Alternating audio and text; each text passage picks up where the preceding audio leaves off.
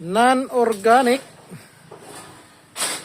Share ko lang mga guys yung ating non-organic segregation diri sa atong bodega.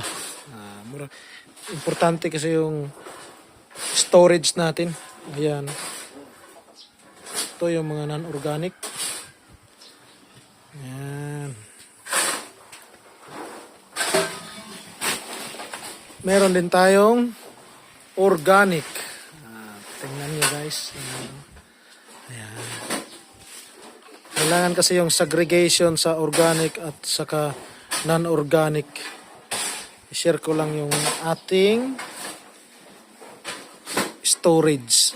Basic storage. Galing sa dryer, direct tayo dito sa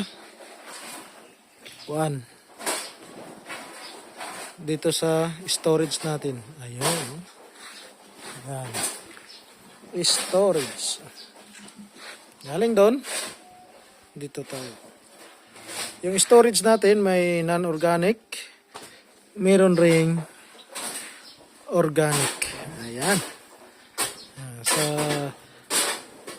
dryer rin natin, ito yung dryer. Meron rin tayong organic.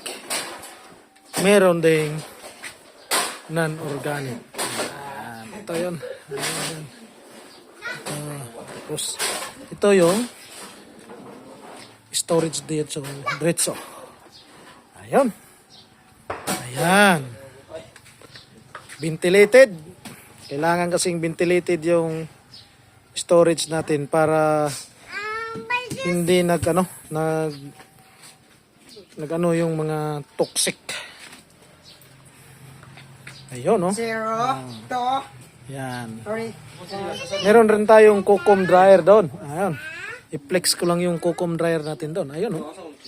Yan. Yan yung Cocoam dryer natin. 5, 6, 7, 8, 9, 10. Ang reflection, parang ano rin. Yung parang sun-dry. Ayan. Ayan. Tingnan nyo. Ayun. Namumutla-mula, namuti-puti. Yan. Hindi siya direct heat. Bali yung usok sa apoy, nandun lang diretso sa exhaust niya. Bali yung kainit niya, nasa loob lang yung parang nag-i-steam lang. Kaya yung naluto na, ito yung parang luto lang ng araw. Ayan, parang sun-dry lang din. Ayan. Ayan. Ito yung service natin. Magandang bagong to. Bagong luma.